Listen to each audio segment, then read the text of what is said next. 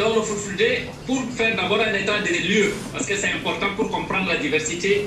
Où se trouvent donc les locuteurs de Fulfulde? Ça va de l'Afrique de l'Ouest, donc le Fouta Toro, Fouta Djallon, c'est-à-dire Mauritanie, Sénégal, Guinée et Sierra Leone. On traverse le Sahara jusqu'à l'Est, jusqu'au Bagirmi. Bagirmi, c'est Soudan, Égypte, le nord de la Centrafrique.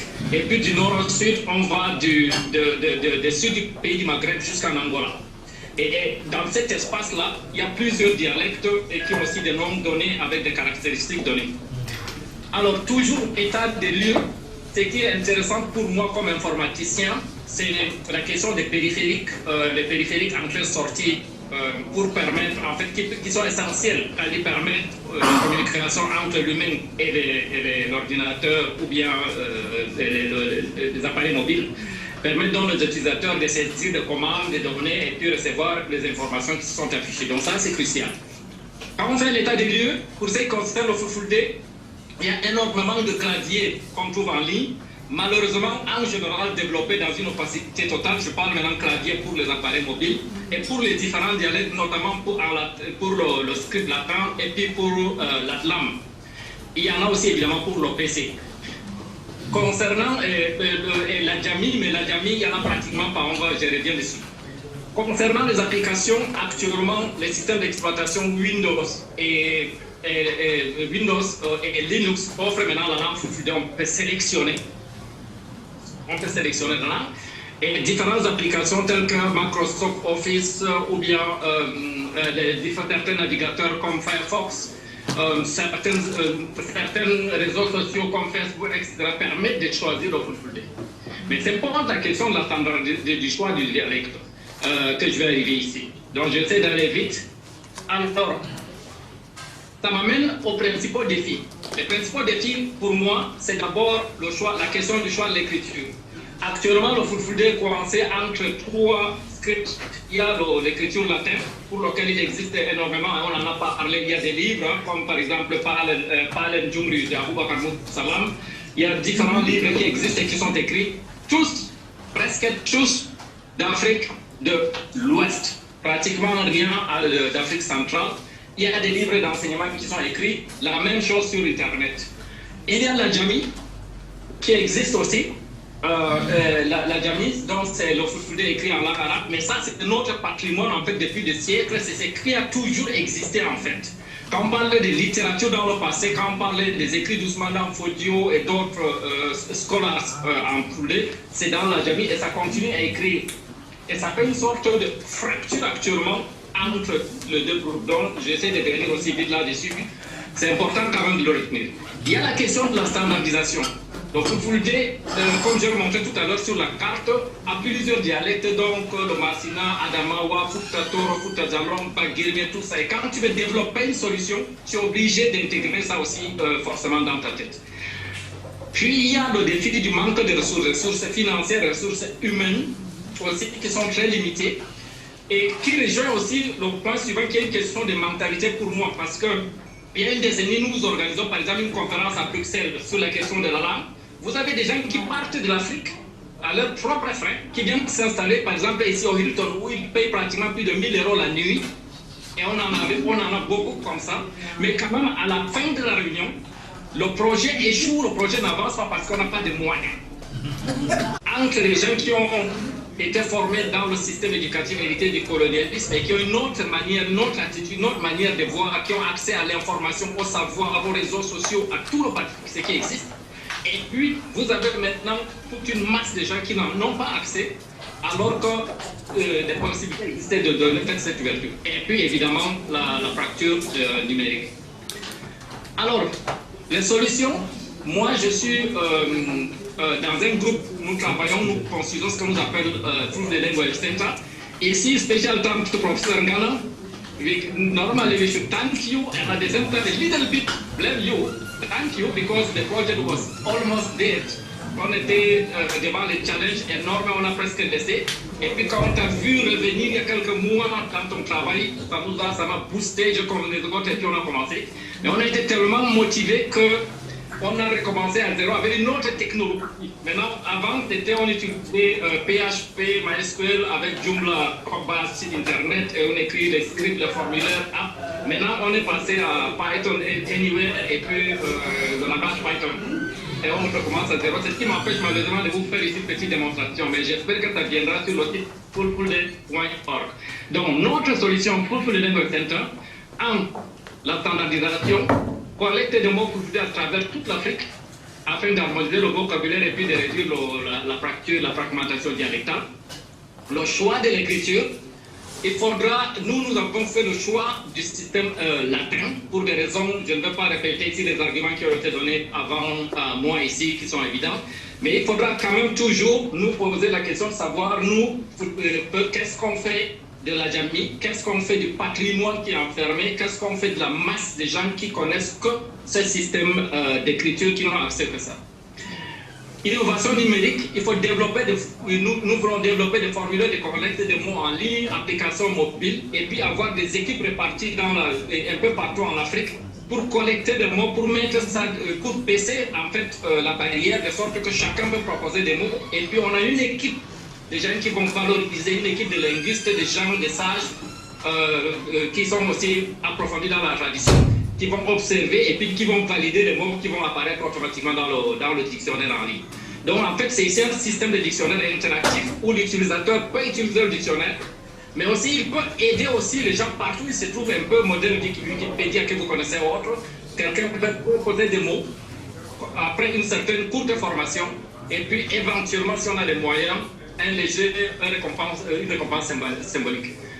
Sensibilisation à l'éducation, mener des campagnes partenariats afin de sensibiliser les enseignants, élèves et les communautés, et tout le monde.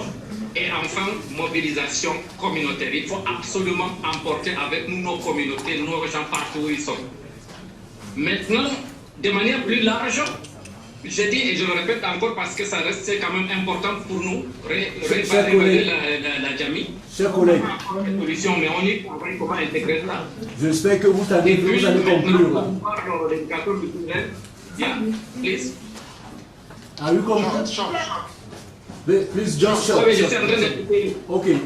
Yes, voilà. Donc, solution pédagogie, éducation, solution technologique, impliquer la communauté. Et pour la 5 minutes, c'est ce que je voulais présenter. Merci. Merci. Ok. Maintenant, je passe la parole à Pascal Daha. On s'est rendu compte que la phonétique, c'était une manière d'embrigader nos langues dans la bibliothèque, la laisser mourir là, et ne permettre que les langues standardisées puissent émerger. Et de ce bon. On ne va pas s'en rendre compte.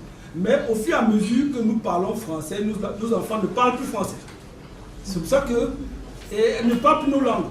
Et puis, même les gens qui sont issus de la même communauté préfèrent parler français chez eux. Alors, ce qui fait que nos langues étaient en train de perdre leur valeur. On avait même honte d'en parler, de communiquer. Donc, mais il y a eu un problème de sursaut d'orgueil avec une diaspora en Amérique. Ils se sont dit, mais pourquoi ne pas apprendre nos langues maternelles à nos enfants en cherchant, en apprenant. Mais avant qu'on en arrive là-bas, qu'est-ce que je faisais? On a réfléchi à des amis, bon, beaucoup m'ont abandonné en chemin parce que c'était pas facile de faire. Mettre en ligne des vidéos de langue, c'est-à-dire d'abord en commençant par les prononciations, mettre en ligne par leçon. Et on a procédé jusqu'à presque une vingtaine de leçons, jusqu'à ce qu'on parvenait peut-être déjà à désigner les membres du corps, les parties comme dans la langue. Mais alors ces vidéos étaient actives, c'est-à-dire que ça permettait à quelqu'un de pouvoir lire, regarder et réagir et prononcer aussi. Mais le problème, c'est qu'on ne pouvait pas communiquer totalement dans la langue, dans la vidéo. C'était le défi. Le défi maintenant, on ne peut pas communiquer dans la langue sur le vidéo. Qu'est-ce qu'il fallait faire? Il fallait commencer à parler et sous-titrer dans la langue d'origine. Bon, maintenant, je ne veux pas, surtout sur tout ce qu'on a vu, les défis qu'on a eu, c'est que vraiment on a parlé de la langue la petite solution qu'on avait, c'est qu'il y a la barre de vide qui permet de passer le ton et le point d'exclamation pour élever. On ne sait pas jusqu'à quel niveau il faut lever, mais il faut au moins être préparé psychologiquement que c'est un mot qu'il faut, où il faut baisser le ton. C'était un peu la solution. Mais je crois que ce qu'on a su tout à l'heure, c'est que le cerveau prépare la lecture. Et je crois que vraiment ça ne doit pas être pour nous maintenant un frein. Donc, qu'est-ce que. Les différents d'autres défis, c'était que les gens manquent de motivation pour parler nos langues. Les gens ne sont pas très motivés. Parce qu'ils ne trouvent pas les pays. Il est vrai que on dit que la langue est plus parlée quand elle cache une science, ou bien quand plusieurs personnes la parlent. Mais il faut préserver nos valeurs culturelles. Donc, avec l'expérience en Amérique, il fallait que chaque parent paie pour ses enfants, pour qu'on ait un peu de subsides pour continuer à faire des apprentissages. Pourquoi? Parce que c'est une activité qui est, comme disent les Anglais, time consuming. Il faut prendre le temps pour cela. Et je crois que l'un des nerfs de la guerre, comme on dit, c'est l'argent. Pour soutenir ces langues-là, il faut de l'argent. Il faut trouver des moyens pour pouvoir financer ces activités. Sinon, ce sera des vœux pieux. Ok, moi, je crois que comme je vais passer le temps, je vais m'arrêter là et je vous remercie. Merci. Alors, Mr. Samala, are you there?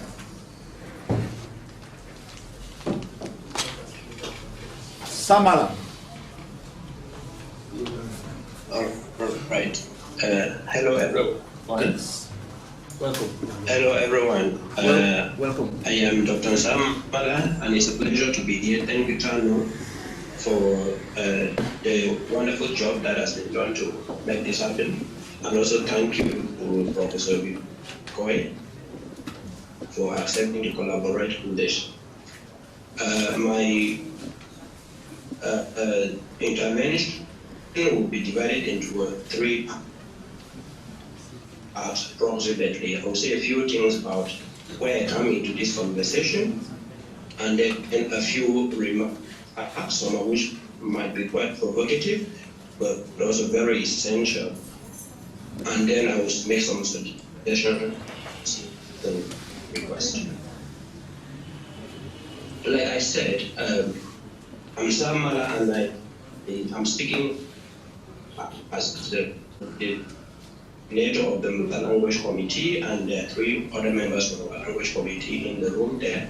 And Besa is one of the languages spoken in Oyo Division, and my background to real-world issues like sustainability, Congo Bay, and also UNESCO. Particularly, and I'm interested on long-term governance in future generations, sustainability, particularly cultural sustainability. And I'm saying this because my remarks here today mostly represent me and the views of my community of Mbesa, where I am the chairman of the Mbesa Committee, the Mbesa Commission for Future Generation and Sustainability, where we are working to implement the United Nations Act for the Future, but also most importantly because I am the coordinator of the Mbesa Committee. And our language gated between two giants. Okay, I think he is calling from Senegal. That would be why. He had told me that it would be challenging for him to join.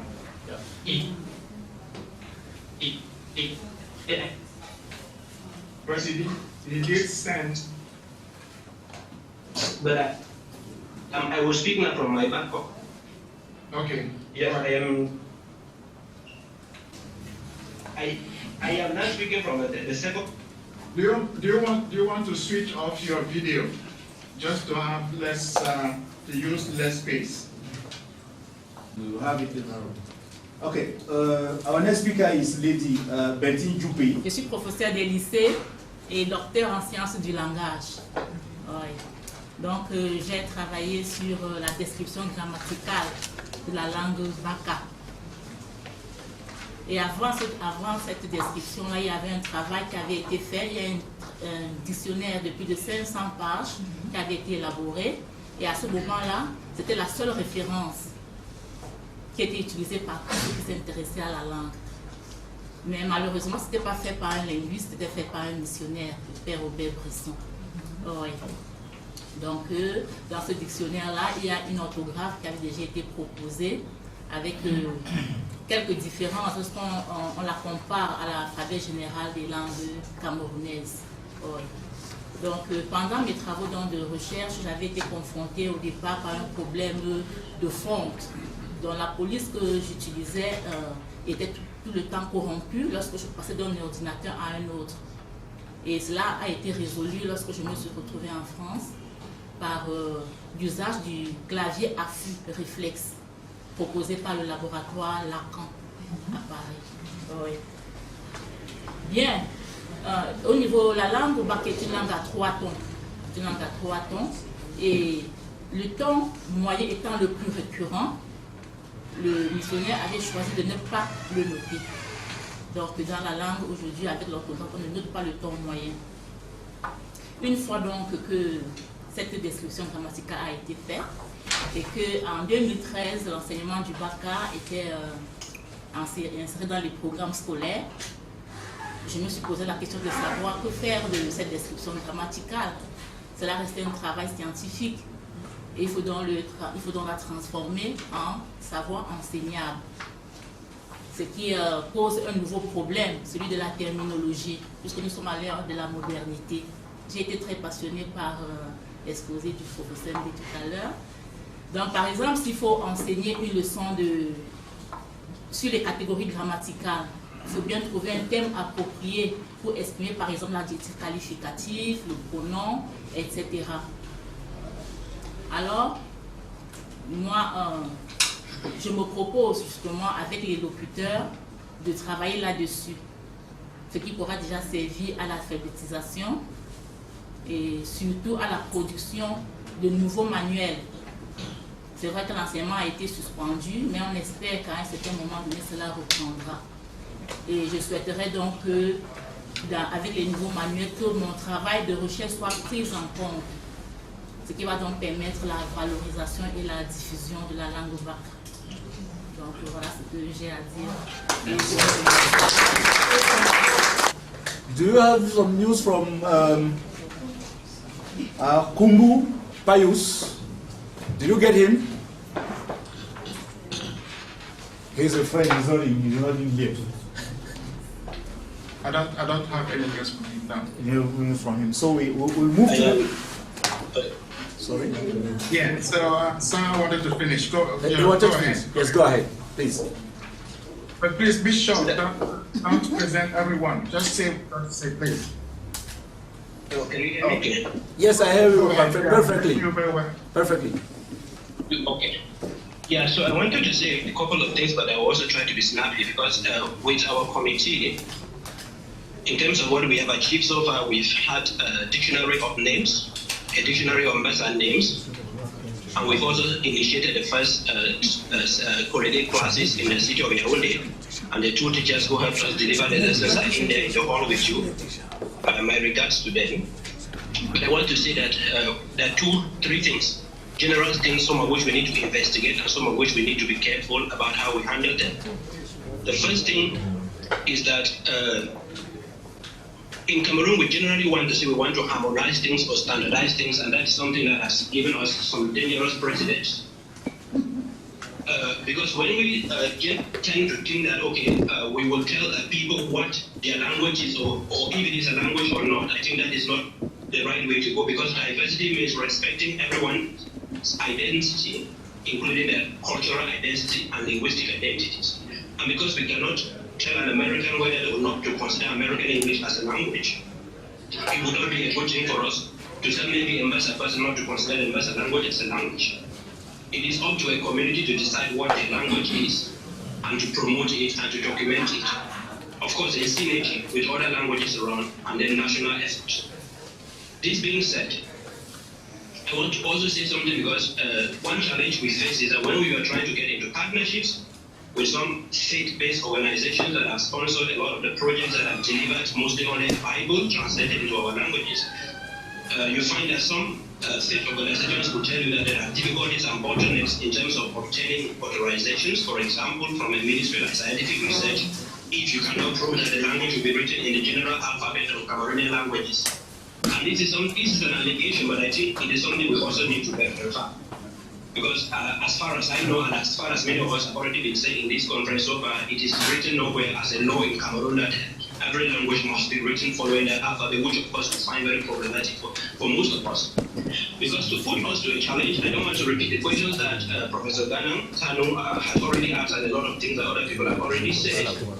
I will put us to one challenge, just one challenge, and then I will give my recommendations.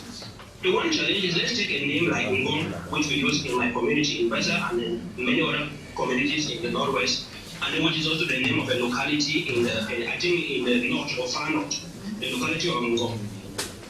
Can somebody who those who think that we should continue to write our languages using phonetics instead of alphabets tell us why we would write Ngong as a proper name on someone's birth certificate, on someone's GCE, on someone's baccalaureate as NGONG? And then when we go to write a go, then suddenly that Ngong becomes Ng, and another Ng. We use the phonetic symbol for NG and the phonetic symbol for NG at the beginning and the end. Can the people who are asking us to continue to write our languages using that kind of system be able to write the name Ngong using that phonetic symbol and send it to the GC board or send it to the baccalaureate board just for this or on the birth certificate? This is one challenge I want us to reflect on. And of course, we don't want to be writing our languages and running around people when people have their attentions to be divided between social media, rapid technology, and AI. We would not be running behind people and telling them that, oh no, you need to download a special alphabet or a special keyboard before you can type, when the person has their phone and their laptop with already a keyboard and an alphabet. So on this note, I want to now go to what I think should be my recommendations and suggestions. The first one is an ask, and this is going to Professor Nde. My community and me, we will be very happy to work with you, because I heard you mention a lot of languages you've been working on using the AZ alphabet. Because when we started our initiative, by that time we were like a small, stubborn group that wanted to go not the way that many people are going. But thanks to this conference, I've seen that you're already doing work in that direction. And I want to let you know that my community is willing to work with you, because I've not had any language from the Northwest that you've cited.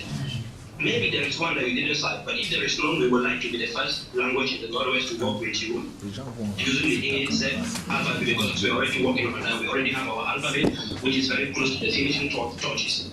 But even if you've already worked with languages in the Northwest, we want to become one of the next ones to continue this project. And then the final recommendation or suggestion I want to make is this, that I know Tanu very well. Some of the groups in which we were working with him prior to this conference, he has already closed them down. But I would like to plead with us that at the end of this conference, they will and we should try to create other platforms like on WhatsApp where we can continue this conversation, because you can see very clearly that I'm not able to speak because the time is too short and other people need to speak. This is a conversation that we need to carry forward, and I think that at the end of today, apart from the manifesto that we will be addressing to state authorities, we need to create platforms. For example, Dr. Prof, I can't remember your name, who comes from one of my alma maters. People like you, we will need to work together.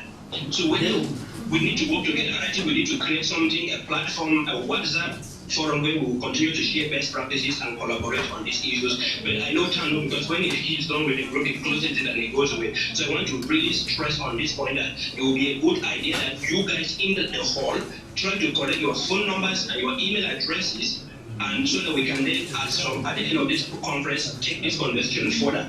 For those of us who are online, we will coordinate with Tanu and we can be able to get our contact so that we take this further and continue to develop our language. Because as I want to end with this, I work on future generations, and because I know this thing and I'm seeing it happening today, I don't want to be a bad ancestor. In the next 100 years, I don't want the other children to look back and say I was aware that our language could get wiped away by AI and I didn't do something. We need to be able to produce mass information using LML, large language models, and we can only do that if we can tap on existing technologies and gadgets like WhatsApp and Facebook and the rest by writing our languages in simple ways. So on this, I will put an end to my talk. Thank you very much for kind attention and very much. Thank you very much. Professor Nde will respond in only one sentence, okay? Yes, No, no, I would no, say no, that no. the information is that we've been working on One two sentence, Northwest languages, the Olshe language and Lamso languages, the language. And in Southwest, we've come up with the syllabary of Ngo and Akose. We are still looking for people like you. Then we will meet you. I am Okay. doing my best to share your contacts. Please let us have the next Okay, speaker. there's the next speaker. Yes, the next speaker is Solange Kamga. Oui, merci. Je suis Solange Kamga, représentant de FEFE, Moufi. Et fondamentalement, je dirais déjà merci infiniment à Tanyu et big clap to Stony Brook University to give us this opportunity with our Tanyu, Colin Patrice Nana.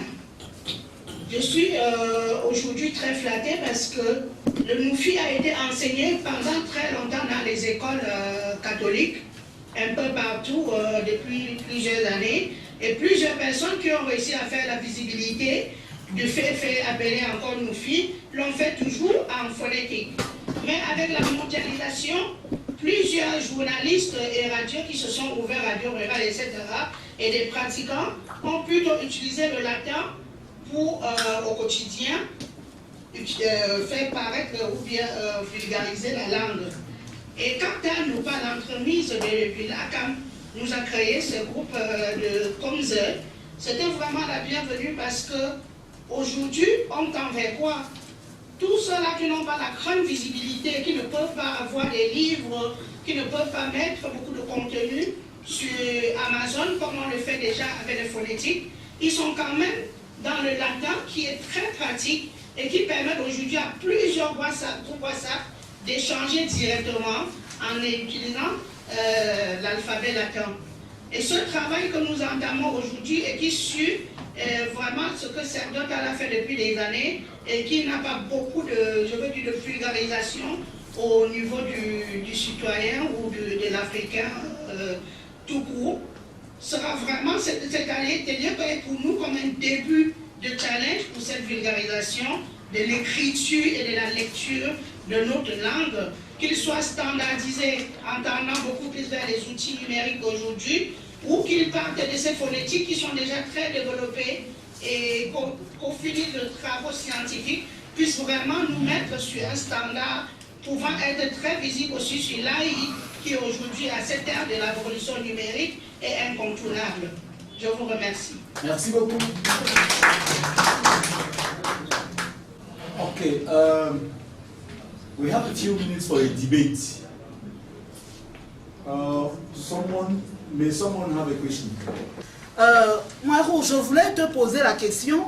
Dites-moi, toute cette série de Foufoudé que vous avez géolocalisé, je voudrais savoir s'il y a des spécificités au niveau des tons et comment vous tendez à les harmoniser. Est-ce que vous avez une tendance à vouloir les harmoniser ou comment est-ce que en termes de phonologie comparée et autres, est-ce qu'il y a une certaine unicité ou alors une uniformisation? C'est ce que je voulais savoir.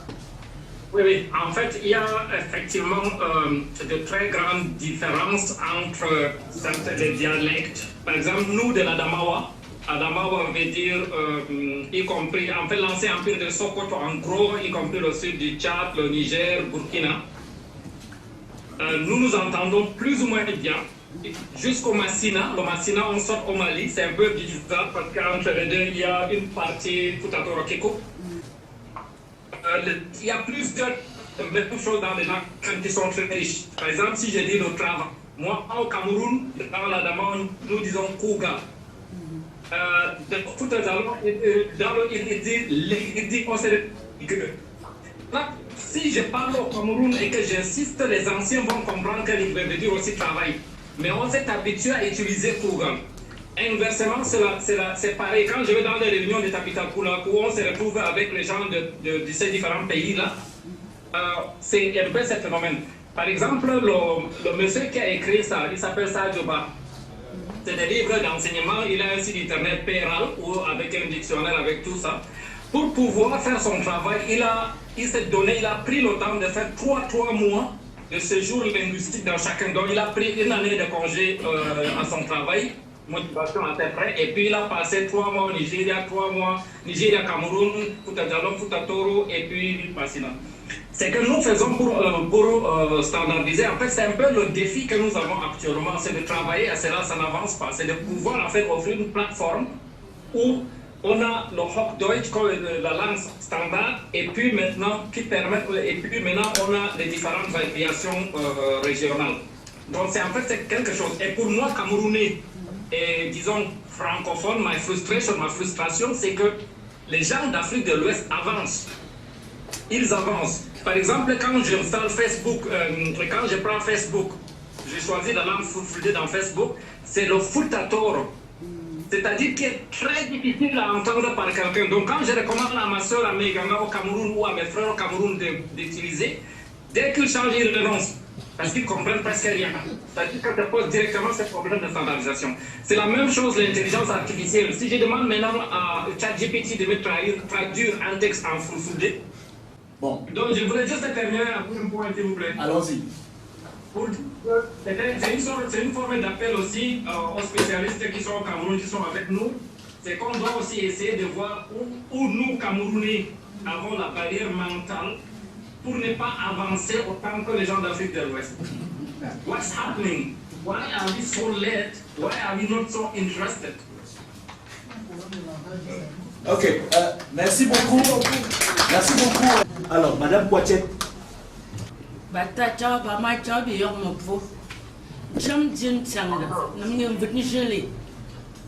est contente d'être avec tout le monde ce soir.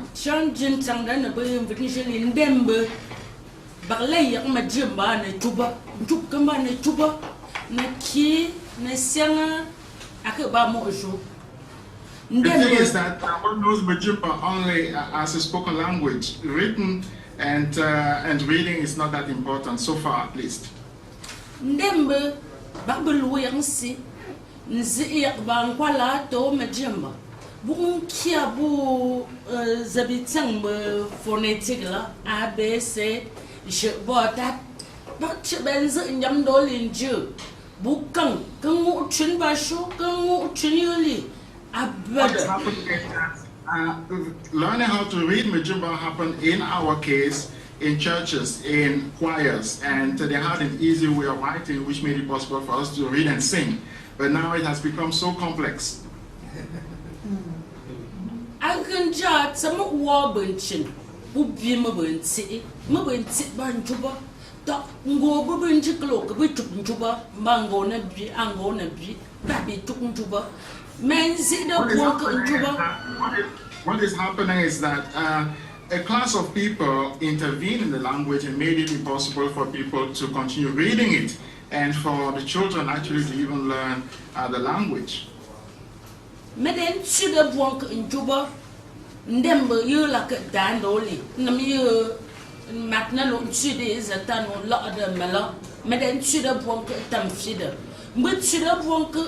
Nduk mangwa tangvit mention nduk member akalia I took my I actually teach Majimba to kids using a simple writing system, the Roman writing system that she learned from me, and by doing that I use songs for them to learn, for instance, what their body parts are. Menu you burn a cheddar punk langunju. Ubit shira buang abuang yap sweet over, can check into me. Agalia, anum to buonco, Galia, Matero Gajo, Galia, Jendong show fat Galia, or you buonk Ganyama, chicken to number Galia, can you pee, can zida, can you ba, Ganyanga, abo. Teaching the language, children learn the language easier when they have, for instance, a song that they can refer to regarding their body parts. The song goes like this, what is this, what is that, and accordingly the kids show their body parts and they learn what the name of those respective body parts are. Men lapten to bimbo you literally banet sangam and dembo what zanataza but over a bomber baby sangala baba jip jip ba jip jip at that. Uchidam and Shubin Jikolo, kata buma kaga mengen chudi invenda ba bitumen abomba ba ta buma zidan tukla. What is the most difficult to achieve is that older people have it more. They struggle more with speaking and writing because they, of course, don't practice it all the time. And when they do, they don't teach the language to their kids, and therefore there is no evolution. So older people also have to learn how to read and write for them to be able to teach easily. Mengen dapte zina nam yejula za no bingen tuk mobina napten tuba yapto tatala ndembe bin napten tuba kanjaba to tatamba wolo abinen fu tatamba bun fu Facebook fu ba zabutsang ba WhatsApp la dun tek tup la to ne tu bin napte kwa majamba jongban tu fefa e wondo anena to tata babu. What I also think, what she thinks is that it is important that our languages be in computers, in all the tools of informatics, because that is what the kids of today actually are used to dealing with. And if not only Majimba, but all the languages from Africa and from Cameroon were in computer systems, then the kids will actually learn those languages, rapidly. Thank you very much. I have to admit that this presentation was original and I loved it. Now we are calling Mr. Moïse Fokam de Tala. I am a teacher. I teach French and English languages. But from now, I also teach my mother tongue. I teach Ngamba language. So I am a Ngamba promoter. And my experience started when I met Professor Day. He introduced me to this new way of writing our mother tongues. And from that moment, I decided, I felt inside of me that challenge to remove my mother tongue from that myth of orality and put it in the dynamism of languages which are really apt to express things that exist for writing, not only speaking, but also writing. That's why from that moment, I have written a book in my mother tongue. I have written a book which is entitled Mnekin Bonjek. I also wrote a dictionary which is about to come out, and I also translated songs, hymns, religious hymns in my mother tongue. So I am very proud to know that nowadays my language is also written as well as other languages in the world. I don't only write, but I also promote that language through digital platforms like WhatsApp, YouTube, Facebook, and TikTok. So I will say something in my mother tongue. Ne wambetso bimangange ata amenote wa pasili amosanga ambonge pepimbe nsangwana ne gantswe nda anga minji songa bangwa ne kola je megande ganin shawyange bo minji songa ga mo bimbangwa binan taman nongo abonge pe lotine ga ne azo binan taman nongo aje hoto Bimbo Shinema for Professor Ndi Bimbo Ndi Song Negala and Jambi Kumbin Jam Antina Negala Bimbo Ndi Song Bimbo Natamun and Jembeman Bimbo Ndi Tuper Patita Nega Benny WhatsApp Benny Facebook Benny TikTok Got the bon on the day. Mogo to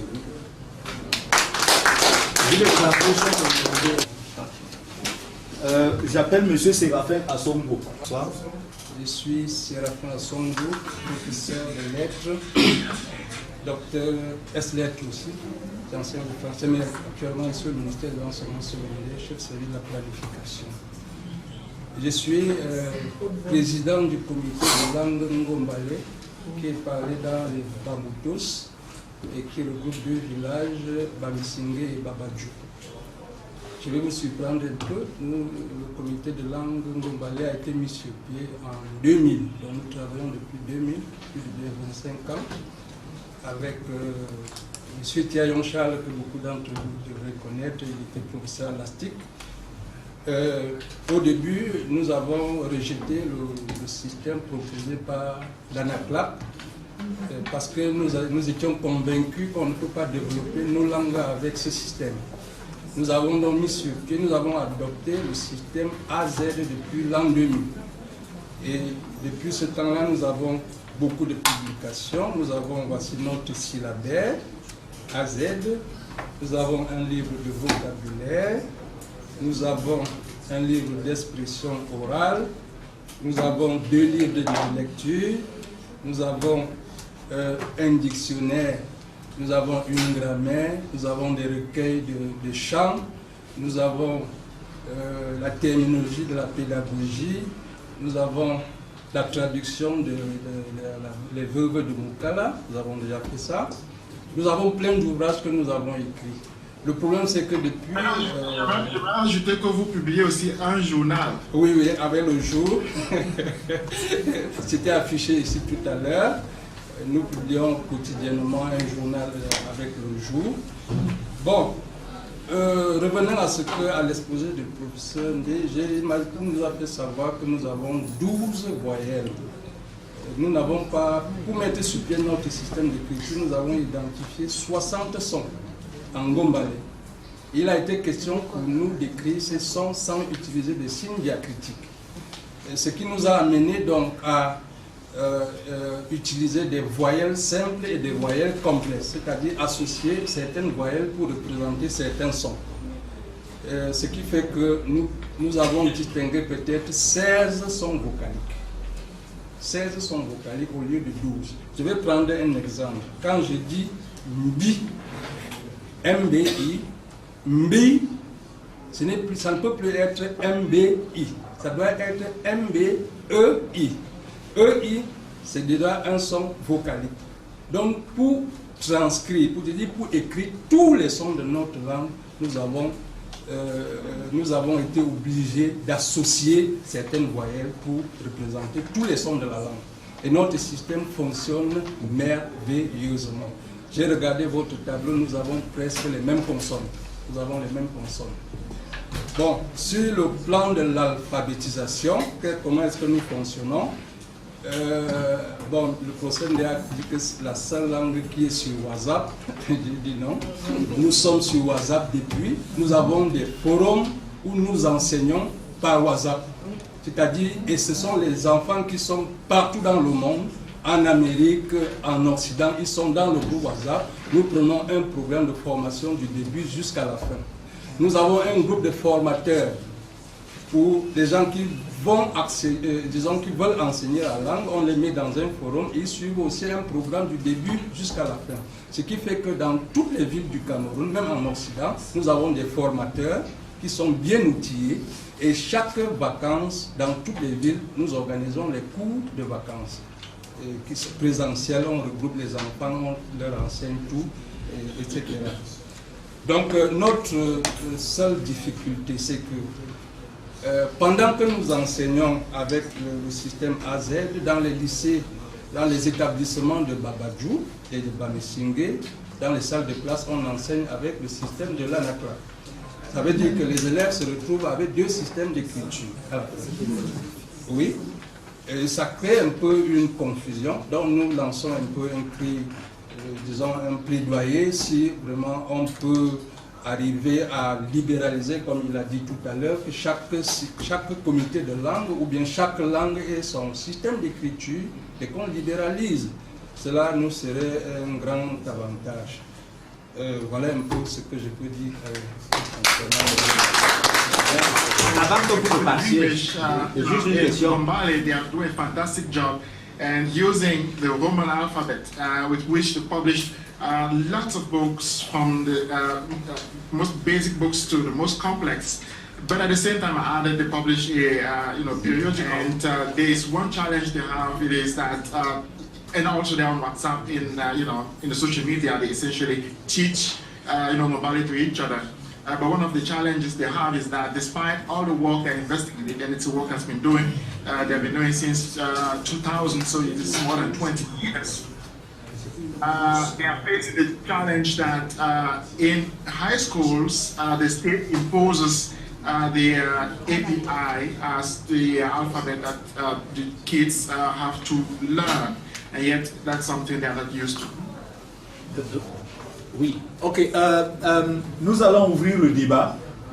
Nous avons quelques minutes parce que nous avons enregistré quelques absences dans le programme. Mais le professeur Ngué se pigne d'impatience, il a une annonce à faire. Oui, merci beaucoup, professeur. J'ai vraiment une annonce importante à faire parce que des cas comme ceci, comme ce que le collègue vient de présenter, bien d'autres, nous les prenons en charge depuis un moment dans le cadre d'une initiative qui est pilotée par la Fondation Mozilla. Vous savez, le propriétaire du moteur de recherche Mozilla Firefox. Et pas plus tard qu'hier, nous avons, dans le cadre d'un travail que nous faisons depuis un an, publié plus d'une cinquantaine de jeux de données vocales. Jeux de données vocales, plus d'une centaine, peut-être 200 sur les langues du monde, mais qui concernent plus de 50 langues camerounaises. Qu'est-ce que c'est qu'un jeu de données vocales? C'est ce qui vous permet d'entraîner des systèmes de reconnaissance vocale. C'est par là c'est par ça vers cette direction qu'il faut aller. On s'en fout. Qui est 1000 standards. Mais vous allez les publier parce qu'il y a des ingénieurs qui brûlent d'envie de vous travailler avec vous pour produire ces services. C'est une plateforme totalement sécurisée. Vous avez toutes les garanties, vous signez un contrat avec eux, vous publiez vos données, si elles intéressent, vous pouvez les vendre si vous voulez, vous pouvez les donner dans le cadre d'une collaboration. Donc, professeur, je vous invite, s'il vous plaît, contactez-moi, je prends vos contacts, on y travaille, on y est. Moi, je ne suis plus dans les débats, je suis dans l'action. J'aimerais quand même souligner quelque chose. Oui. C'est que dans des rencontres comme celle-ci, on ouvre rapidement la porte à l'image. Pardon. Parce qu'il y a un problème qui a été posé, un problème bien concret. Qui est absolument organisé, qui travaille très bien, qui n'a pas de souci de transmission. National, international, n'est-ce pas? Et il y avait des experts, les docteurs, je suis docteur, vous êtes docteur, n'est-ce pas? On se comprend. Donc il y a des experts de la chose. Eh bien, en même temps, les enfants, lorsqu'ils s'en vont à l'école, on leur enseigne plutôt l'API à cause de l'État camerounais. Ce problème-là, vous ne le mentionnez pas. Ça veut dire que vous ne le résolvez pas du tout. Parce que l'enfant de notre compatriote, lorsqu'il va l'envoyer à la CIL, je ne sais pas trop, Kouémantaire 2, pour apprendre sa langue maternelle, ce sera plutôt la GLC qui va apprendre. Vous n'avez pas résolu ce problème. Mais professeur, on va le résoudre. Le problème de notre État, enfin de toutes les politiques, c'est qu'elles vont là où ça marche. Lorsque nous aurons dans nos communautés des solutions qui marchent, vous verrez les sociétés comme Orange, MTN, nous courir derrière parce qu'ils voudront héberger ça dans leur plateforme. Faisons quelque chose qui marche, l'État suivra. Parce que pour le moment, pour ce que l'État fait, je peux vous l'assurer, je travaille pour l'État, ça ne marche pas. Voilà. J'ai honte de le dire, mais ça ne marche pas. Thank you for giving me the floor. My name is Animon Lokopide. I've just got my PhD in translation studies at the Protestant University of Central Africa in Cameroon. Congrats. So I just wanted to share a bit of my experience as far as Douala language is concerned. There is two realities. There are communitary schools where the alphabet which is used is the ancient one. And in Elan, within the framework of Elan project, which is Les Écoles en langue africaine, which is a project in partnership with La Francophonie, students of pupils are taught with the AGLC, and it is easy for them to read and write with that system. So I just wanted to point it out so that we can see a big difference as the previous experience and the Douala experience is concerned. And it is not only the Douala that uses that alphabet, because there are 5 languages involved in that project, and all those languages use AGLC. This is Ewondo, Gomala, Bassa, Douala, and Fufulde. So thank you for your kind attention. I just wanted to share my experience. Thank you. Thank you, Mart. Prof, what are we going to do now? Are we moving to the third session? Yeah. I just want to say there is my colleague here who says online, our experience in Haiti showed the opposite. They prefer the API system. And he says, I asked, who is they? He says the masses. Yeah. I don't know how the masses can prefer, because we are talking about the government and schools teaching things in schools, high schools, etc., etc., etc. So masses in general don't decide. That's what I would say there. I think we are now moving. I don't know if Abdul Salam Fifen is here. He is supposed to present what the work he does from Fumban. Abdul Salam, are you there? So I think it is a shame, because he actually does fantastic work with the palace and with the museum of. He's here. I'm there. Okay. Go ahead. Oui, je suis Abdou Salam Fifen, je suis enseignant de langue et culture camerounaise. Et ici à Fumban, je suis vice-directeur de la maison de la culture du palais de Roi Bamoun. Et je travaille particulièrement sur l'écriture à Kaoko, inventée par le roi Joya. Bien, j'ai écouté tout ce qu'on a eu à dire, et personnellement, déjà en tant qu'enseignant de langue et culture, je suis un peu embarrassé quand je rentre en classe. Qu'est-ce que je vais enseigner aux enfants? Est-ce que le programme de langue et culture nationale respecte effectivement ce qu'on veut, c'est-à-dire la prise en compte de nos cultures, puisque nous savons qu'il y a eu en 1896 l'invention de l'écriture qui a évolué, quittant les 512 signes à 80 signes autour des années 1910 par le roi Njoya et son équipe. Donc je suis buté à ce phénomène-là, et en 2011, quand j'ai conclu l'école normale supérieure de langue, nous avons été initiés à cette écriture, mais c'était un peu codé, c'était toujours codé. Lorsque j'ai été affecté à Fumban, je me suis rendu compte qu'il y avait un problème au niveau de l'enseignement. Parce que plusieurs personnes prennent cet enseignement comme un acquis, c'est-à-dire pour apprendre ça, il faut faire comme les autres faisaient avant, c'est-à-dire pour apprendre ça, il faut 1 an, il faut au moins 10 ans. Marcher derrière celui qui apprend. Surtout que c'est codé parce que les gens ne comprennent pas comment le roi Njoya a établi les règles. Donc à partir de là, j'ai commencé à mener mes propres recherches pour essayer de comprendre comment cette écriture fonctionne et comment est-ce que je peux l'orienter vers l'enseignement, faciliter l'enseignement. Ça m'a donc permis de mettre sur pied ce document intitulé l'écriture du roi Njoya. C'est juste ici en brouillon parce que ce n'est pas encore publié. Et j'ai également mis sur pied des associations pour pouvoir vulgariser cette écriture. Donc, en travaillant dans cette écriture, j'ai compris que c'est déjà une écriture syllabique avec des règles qui permettent la mobilité, de mieux manier pour pouvoir s'adapter à différentes langues. Mais mon expérience d'abord a commencé par le chupamon. Ça a commencé par le chupamon. J'ai donc commencé à travailler notamment entre des documents. Et à côté, j'ai mis sur pied une association dénommée Mikiller du même femme où il y a le bas, ça c'est un chemin inventé par le roi Njoya, c'est-à-dire une école de langue et culture. Pourquoi? Parce que je me suis rendu compte en faisant mes recherches que le roi Njoya a beaucoup travaillé et autour de 1912, il avait mis sur pied au moins une 50aine d'écoles Et à partir de 1924, ces écoles ont été interdites et l'écriture également a pris un coup. C'est la raison pour laquelle vous voyez aujourd'hui, c'est toujours embryonnaire. Donc j'ai pris sur moi l'objectif de faire réveiller un peu ces écoles Wanjoya à travers la mise sur pied de ces associations.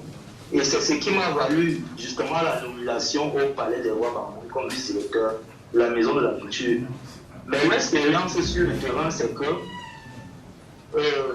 on a l'impression que l'écriture veut être conservée dans le musée. Pourtant, c'est une écriture qui est vraiment, on transmet facilement les langues avec. Le livre que je viens de vous montrer ici, dans ce document, je me suis aussi prêté au jeu de travailler vers d'autres, de transférer cette écriture vers d'autres langues. Et à l'intérieur, on va trouver des textes en anglais. Je peux écrire un texte en anglais, je lis. Je peux écrire un texte en français, je le lis. Je peux écrire un texte, il y a le boulou, il y a le bassa, ainsi de suite. Donc je me suis aussi prêté à ce jeu pour essayer de transcrire vers d'autres langues. Et en tant que pratiquant de l'AGLC, la difficulté pour moi avec cette écriture, c'était quoi? Puisque j'ai été colonisé par l'AGLC, c'était justement l'affaire de temps. C'était l'affaire de temps. Le Wanjoya n'a pas pris en compte l'aspect tonal dans son écriture, mais il y a des signes diacritiques, par exemple, pour les coups de clôt. Il y a des signes diacritiques pour en fait, adapter l'écriture à d'autres mots, à d'autres éléments qui n'existent pas dans l'écriture. Donc, du coup, j'étais un peu bloqué. Mais grâce à ma rencontre virtuelle avec le professeur Patrice Galan, je suis en train de voir autre chose parce que grâce à lui, je suis en train de faire des publications hebdomadaires grâce à cette écriture. Et les gens apprécient vraiment beaucoup. Il y a plusieurs personnes qui veulent apprendre. Et à côté, nous sommes en train de travailler également vers d'autres langues, notamment la traduction. Je crois le texte, il y a un texte qui est Mejumba qui est passé là, je crois, si je ne me trompe pas bien, avec l'écriture à Kaoukou. Et ça me permet déjà aussi d'être content que le Wanjoya avait déjà cette vision-là parce que, laissez-moi vous dire qu'en 1912, il avait installé l'inspection à Bana. Donc c'était un de chez les Babous. Ça veut dire qu'il avait un esprit de partager avec les autres peuples ce système d'écriture. Et j'ai été content d'apprendre par le professeur tout à l'heure qu'ils ont déjà mené des réflexions comment adopter l'écriture à Kaoukou pour les autres langues, mais il y avait des difficultés. Il y aura toujours des difficultés partout, quelle que soit l'écriture que nous allons prendre. Aujourd'hui, c'est l'AGLC, on va revenir, mais il y aura toujours des difficultés. C'est à nous de voir comment est-ce que nous pouvons adopter et adapter notre écriture pour pouvoir répondre à nos exigences. D'où alors, je vais rejoindre les autres qui pensent qu'on ne doit pas quand même exclure les visions internes propres au peuple parce que c'est pour ces peuples-là qu'on l'écrit.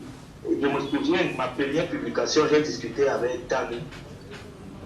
J'avais utilisé, c'était trop scientifique avec la linguistique, puisque je m'inspire de ça pour pouvoir lui écrire.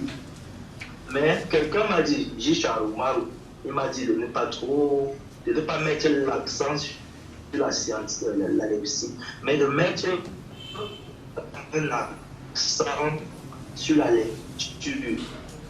Mais je me rends compte que depuis que je mets l'accent avec la proposition du nouveau système de lecture, d'écriture, depuis que je mets l'accent sur la lecture, j'écris aisément, je lis aisément. Et ça a poussé plusieurs qui avaient appris déjà à communiquer avec moi via WhatsApp. Nous faisons des conversations via WhatsApp. Et chaque vacances également, on essaie d'organiser les cours pour pouvoir initier les jeunes. À côté également, nous avons des clubs que nous encadrons afin que ces jeunes-là puissent savoir que pendant les vacances, ils peuvent approfondir leurs connaissances autour de cette écriture. Donc voilà un peu mon expérience avec Aka Uku. J'aimerais bien avoir un espace, un de ces maquettes, pour mieux présenter ce travail que j'ai déjà eu à faire, parce que là, c'est un peu plus difficile d'entrer en profondeur. Mais j'aimerais bien qu'on organise quelque chose où j'aurai l'occasion de présenter véritablement ce que j'ai fait. Parce que la difficulté avec ceux qui nous ont enseigné, c'était qu'ils ne comprenaient pas le système des règles de Juan Joya. Ils ne comprenaient pas comment est-ce qu'on associe tel et tel signe pour pouvoir obtenir un nouveau qui n'existe pas. Linguistiquement, c'est sans l'avoir à maîtriser par récitation tous ces signes. Okay. Je vous remercie. What he said, the first is that he is a teacher and wishes to say a civil servant of the Cambodian government and in terms of teaching the Cambodian languages, like many who are in the room. So essentially he has been trained to teach using API, because that is what the government teaches. But he is from Fuman, and because of his mastery and knowledge of the old writing system invented by Joya during the 19th century, given that his master was, I forget his name here, one of the few who could actually read and write, and Joya's Aka Uku system, we taught him how to use it. He trained himself and has become fluent not only in reading it, but also in writing it. And in doing that, he also created clubs to have kids, young kids, learn how to read and write, and Joya's invented writing system. So it is important to say that his language is Shupamben. And Joya also invented a language which is Shumum. So the Bamum speak Shupamben, and he used Shupamben to write using the indigenous writing system of Joya, invented by Joya in the 19th century, 1896. It has many versions, so he's using the last version of it, which is called Aka Uku. Now, some of the issues that were raised throughout his work using that writing system is that, first of all, many people did not know how to read and write it, so he had to teach and to have people interested. And in doing more and more, people realized that they actually love it. And of course, I can say that I interjected myself there. It was Njishari. Is Njishari, who is actually the master of Aka Uku. And so he taught it a lot. And so we started publishing a newspaper, a tabloid, using that writing system. And people like it more and more, and discovered that they can read it very easily. Abdul Salam went even further. He came to the idea of writing books to teach those who were learning that writing system, to have them have the basis out of which they could actually learn how to use it. But also, he did something more. He used that writing system to transcribe other Cameroonian languages, Bulu, Ewondo, etc., etc., and simply to show us in a playful manner that it is possible to use a writing system that has been invented by Cameroonians themselves to write other Cameroonian languages. Of course, Njoya, when he invented his writing system, did not include tonality in it. It's obvious, because tonality is something that came with whites, and who has essentially said all black languages are tonal languages. So Njoya did not include that. But Njoya did include a few diacritic signs to make sure that specific intonations of Bamum languages be respected in the writing of those languages. I think I've done my best to give a quick summary of what I'm talking about. Thank you. So if you have questions, I am sure many of you have questions please ask, because there is some room for Abdul Salam to answer questions. His background is phenomenal because he is, I think, the vice director of the artistic work in a museum in Fumban. So therefore, he has a hand on not only the archive, but also on the dynamism of that archive. And a footnote as well, he said that one of the key problems is that the palace understands that writing system as being uniquely Bamum and the property of the palace. So it is very much something that he has to wrestle with, to have the palace understand that other people, other groups, other languages can also be included in using it for writing purposes. So please, if you have questions, go ahead. Parce que Abdul Salam a mentionné, ou bien le Fifen a mentionné le fait qu'il y a des groupes WhatsApp dans lesquels l'écriture d'Injera est utilisée. J'aimerais peut-être préciser, parce que bon, je l'utilise aussi dans mes livres, etc. Et elle a déjà été mise sur les polices Internet, sur les polices d'ordinateurs, etc. Je l'ai sur mes ordinateurs, travail fait avec l'Ukraine, avec le Japon, avec les États-Unis, bien sûr. J'aimerais cependant savoir, à propos de ce groupe WhatsApp-là, est-ce qu'ils écrivent tout simplement, est-ce qu'ils écrivent tout simplement en Chupamen, c'est-à-dire en Chupamen classique, avec n'importe quel alphabet, sinon avec l'alphabet romain, latin, ou bien est-ce qu'ils écrivent vraiment avec l'écriture de Njoya? Bon, là, merci déjà pour la question. J'ai mis sur pied un groupe, notamment après les cours que nous avons eu à faire, les cours à Kaoukou. Nous communiquons avec l'écriture à Kaoukou en chupant. Et je crois que ça s'est révélé. Oui, ça s'est révélé lorsque. Oui, professeur, ça s'est révélé lorsque nous avons fait la première publication avec l'écriture, la première publication de notre journal. Ça s'est révélé à ce moment.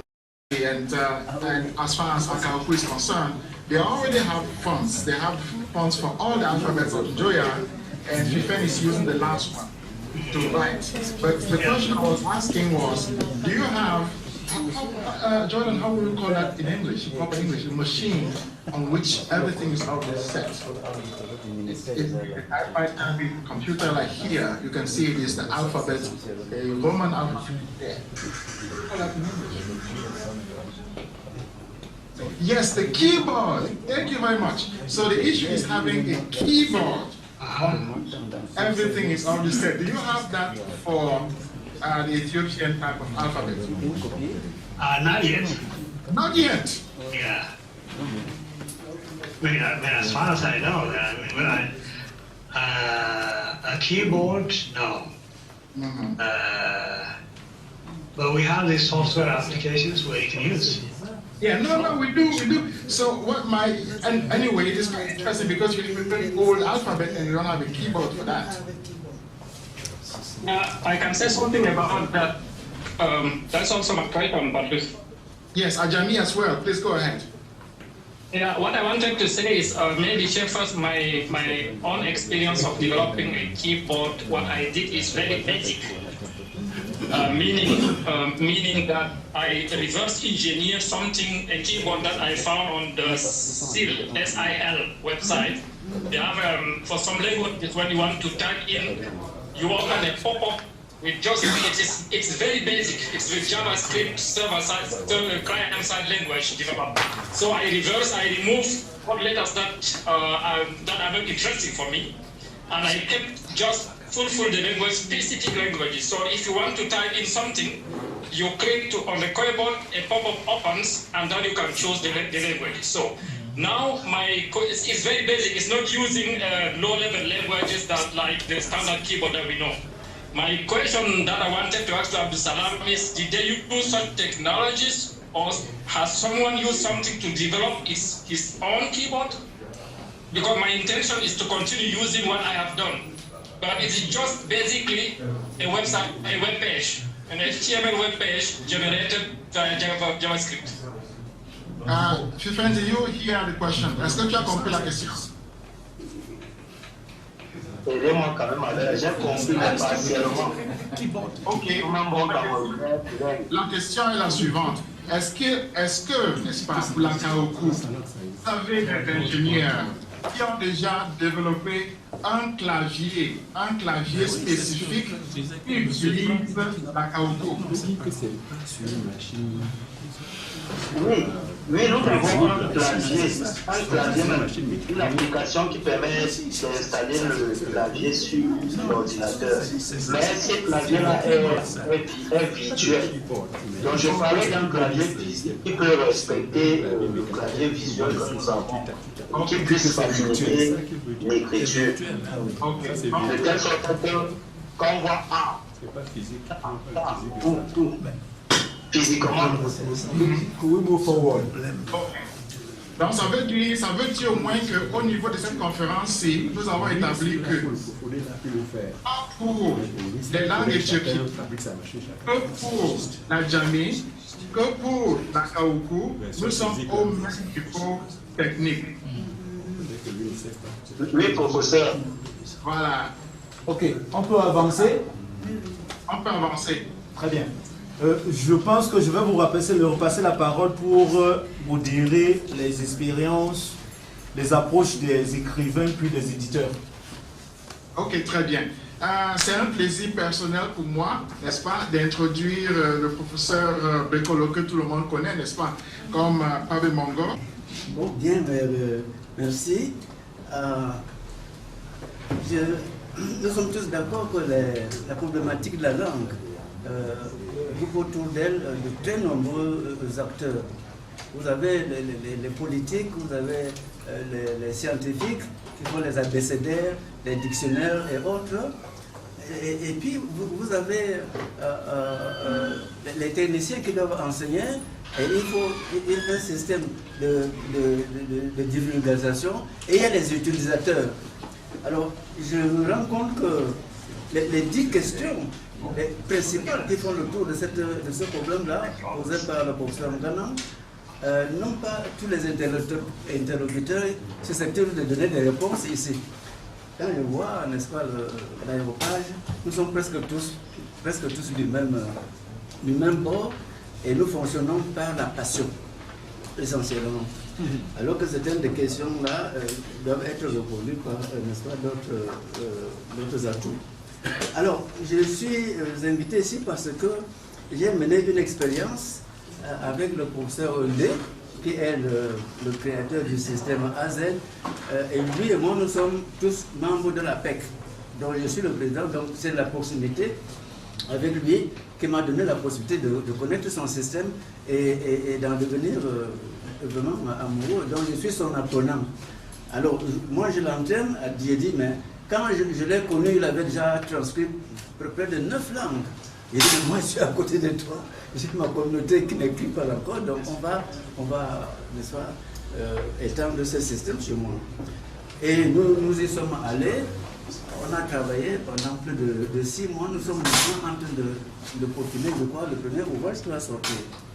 Je vais vite en besoin pour vous dire que autant je suis content du travail que j'ai fait avec le professeur, autant il y a tellement de résistance.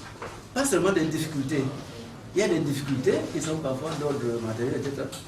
Mais il y a des critiques de principe, il y a des résistances, il y a même presque de l'opposition par rapport à cela. L'une des critiques un peu étranges que j'ai reçues dans cette belle aventure, c'est qu'on me reproche, on nous reproche d'avoir créé l'Académie Yévokolo ici à Yaoundé. Oui, ici à Yaoundé. Ce n'est pas à Yaoundé qu'on parle de Yévokolo. Le Yévokolo, c'est dans les villages. Et comme j'ai réuni autour de moi des étudiants, parfois en l'aide de l'économie supérieure, etc., et même des fonctionnaires qui s'originent du village, et il y a des inspecteurs. Mais ils disent que du moment que notre histoire se déroule à Yaoundé, ils n'ont pas vu le livre et tout, mais le bruit a déjà pour tout ça. Ils sont très réticents par rapport à ça. Et nous allons en vacances là-bas, donc je les rencontre. D'après eux, n'ont le droit d'enseigner le Yévokolo que les anciens.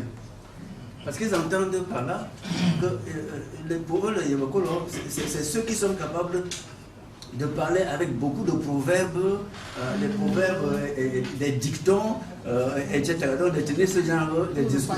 Alors nous autres, qu'est-ce que nous allons dire dans cet apprentissage-là? Vous avez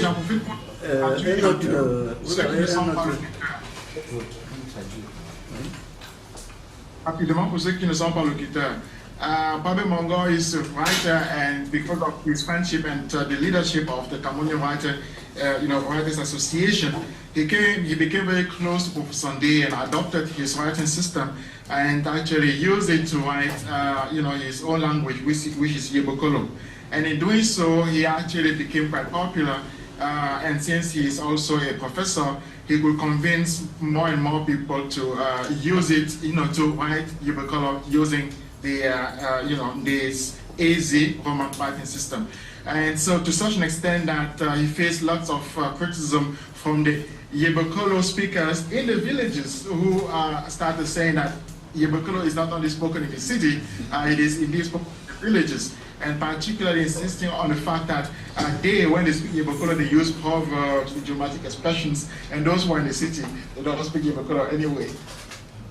Alors, parmi ces réticences, il y en a qui nous attendent pour savoir lequel des Yebokolo nous avons transcrit.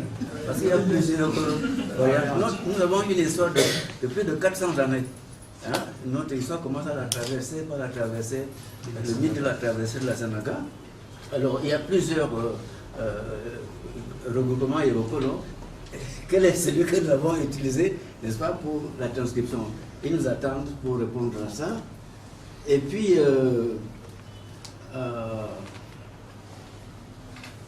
il y a des jeunes qui sortent de l'école normale supérieure et qui ont appris le système, phonétique, dont ils sont très fiers et qu'ils enseignent même à travers, par WhatsApp, etc. Donc, il y a un certain enthousiasme par rapport à ça et qui n'ont pas du tout, même lorsque je discute avec eux en privé, qui n'ont pas du tout l'air d'avoir conscience quand même d'être en jeu derrière ça. Parce que ce système qu'ils enseignent est régressif. Par exemple, nous écrivons tous Yebokolo simplement. Yebokolo, tout le monde écrit ça. Maintenant, pour entrer dans leur système qu'ils appellent l'alphabet universel, il faut inverser les O, tous les O qui sont là, et mettre 2 points en haut. Donc, obviously, I'm going to start translating here. Obviously, one of them that they meet more and more people who go to the government school and learn the API system. And, Dans mon nom de naissance, c'est écrit de color, simplement, de race Yebokolo. Est-ce qu'on va retourner maintenant pour mettre les demi-hauts et puis les accents en haut? Ce sera une... Il y a une grande proximité linguistique entre les Yebokolo et les Boulous. Et jusqu'à présent, les Boulous semblent très attachés au système de traduction parce qu'ils évangélisent chez nous en Yebokolo, en Boulou. Donc c'est les Boulous qui gèrent la religion dans notre région, mais en langue Boulou, qui suit la transcription, n'est-ce pas, des missionnaires. Par exemple, ils écrivent Boulou, B-U-L-U. Mais quand on entre dans le système AZ, nous devrons écrire ça avec O-U-L-U. Et quand nous échangeons entre nous dans le forum, il y en a qui écrivent en boule. Le boule est tellement entré qu'ils confondent ça même finalement avec les Yebokolo. Donc nous allons sortir, j'arrête là, parce que avant d'arriver ici, j'étais déjà décidé d'organiser un colloque avec toute la communauté. Pour les convaincre et les persuader d'un certain nombre de choses. Et j'ai pensé principalement au CEDOTOLA comme institution technique qui pourrait nous accompagner, n'est-ce pas, dans cette mission-là. Donc c'est inutile que je continue, c'est tout un livre. J'ai abordé aussi la question de la langue dans une autre attitude, dans l'attitude du président de l'Association nationale des poètes et des écrivains camerounais. Parce que je vous ai dit qu'après les scientifiques, ou les linguistes, etc., il y a les vulgarisateurs. J'estime que nous, les écrivains, nous sommes dans le casier des vulgarisateurs.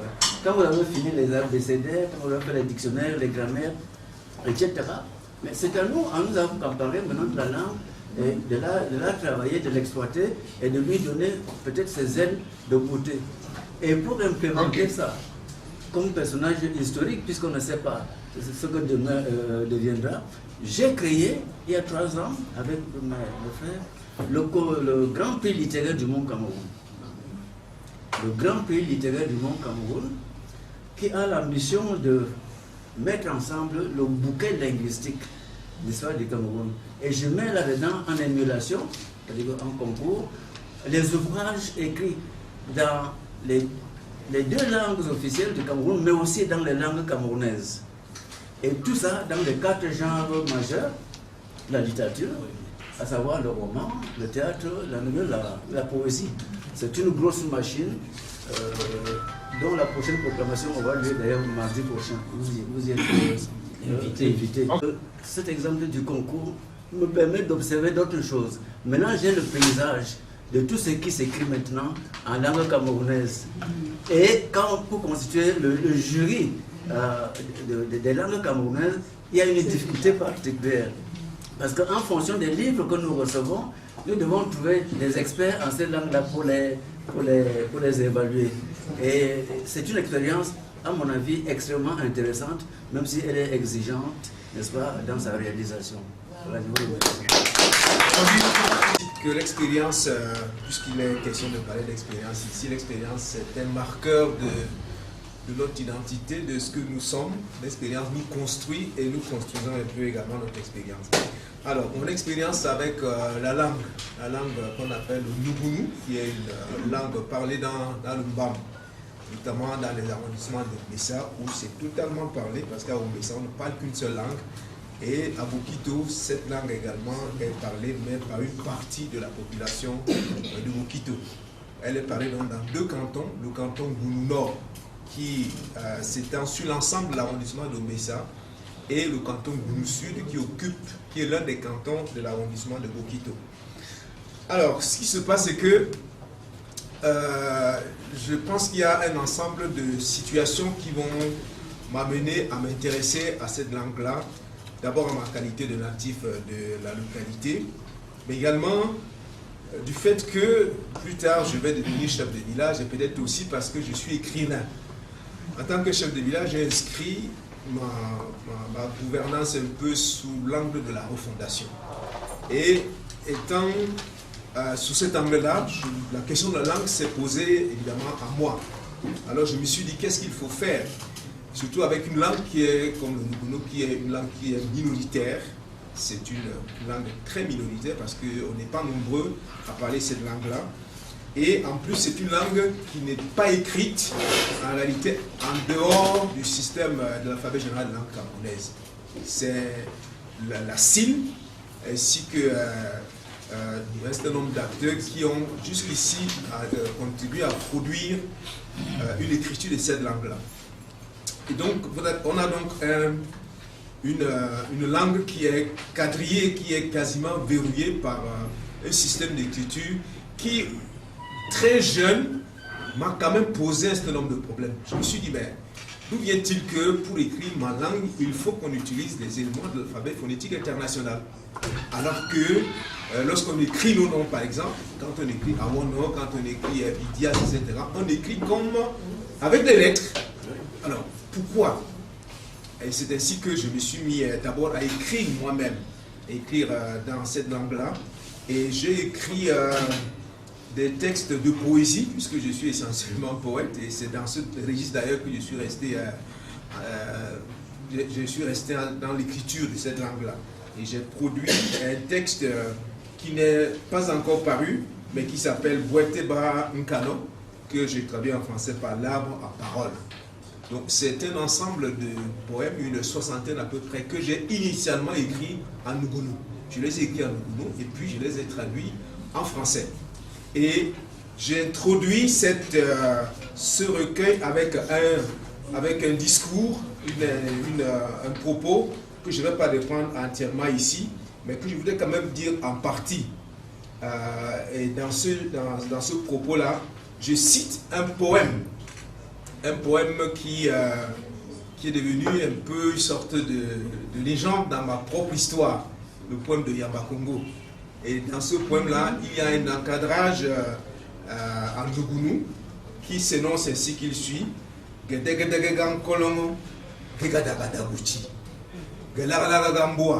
Ketatana, Nanchana, Giligoga, Monda, Gipolo, Nadota, Yomo Kilinegioyo, Kongamonobape, et Bebunenechi.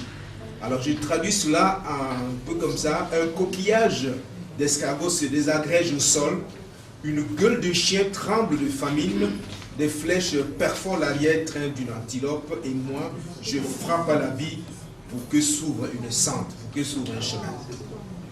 Alors, je dis, les sons G et que ont une telle résonance dans cet extrait qu'à eux seuls, ils créent des effets à la fois intra- et extra-phrastiques qui font le plein de la beauté suggestive et sonore du texte. Moi, j'aime cette langue du pays de mon père que marquent de puissantes explosions consonantiques et de belles implosions vocaliques. C'est une langue de travailleurs acerbes, d'orpailleurs de la liberté, d'hommes et de femmes robustes. Elle tient de la forêt et de la savane ses modalités végétales et solaires. Si moi je tiens ma taille menue du pays de ma mère, je ne revendique évidemment aucune autre taille. Je pense que ma force expressive me vient des splendeurs viriles de la langue Gounu. C'est une langue testiculaire et qui est tout aussi ovulaire. C'est dans cette langue que tout petit, mon père plantait dans mon esprit étonné et assoiffé des rêves et désirs de grandeur. Qu'il me disait combien j'allais devenir les hommes qu'il admirait et qu'il fabriquait dans ma petite tête d'enfant stupéfait. C'est avec elle que j'ai écouté les contes, affronté les ronces de la forêt, que je me suis joint aux parties de chasse, que j'ai ressenti mes premières peurs et remporté mes premières victoires.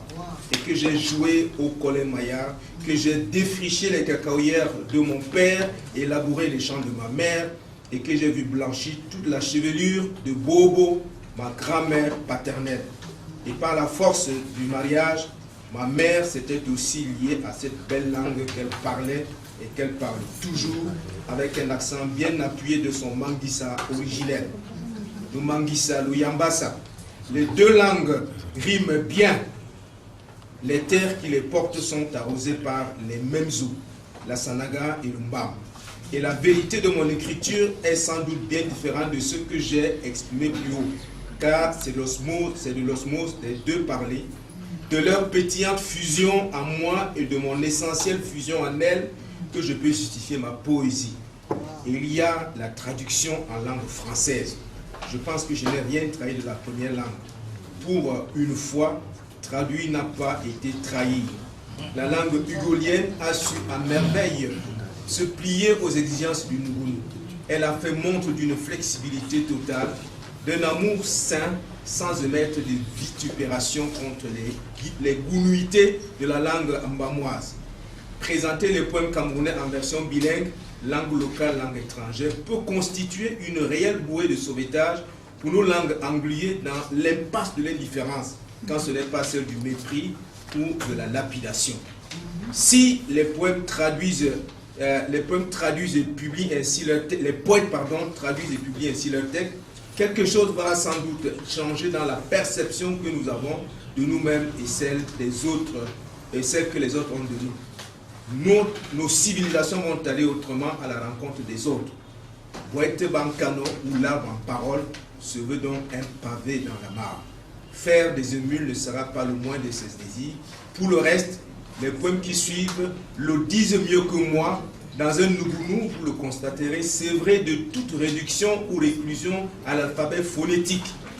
Il faut écrire nos langues comme on écrit toutes les langues du monde, avec des lettres et non avec des sons, et bousculer l'impérium des sciences de la langue, la linguistique en Afrique, pour la nommer, qui tient nos langues en marge des écritures modernes. Car quoi qu'on dise, ce sont les poètes qui inventent les langues, et le reste suit. Et voici donc venue la réinvention de la langue Gounu, une réinvention héritière bien évidemment de tous les autres travaux, de tous les travaux antérieurs qui ont fait du Gounu. l'objet de leur recherche. Donc voilà à peu près ce que je dis. The phonetic system, we still have that problem on the field.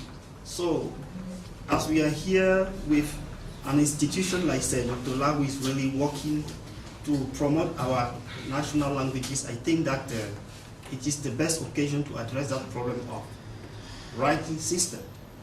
It should be good that really it should be recognized as a system that we can use to write our languages. And another problem that we have is that the problem of opportunities, economic opportunities around our languages. You know, a language that you write, which cannot give you the means to earn your living, is not really, cannot go far. And we wish that many initiatives be taken so that in the future we have the possibility to live off our modern languages. This is what I have as challenges.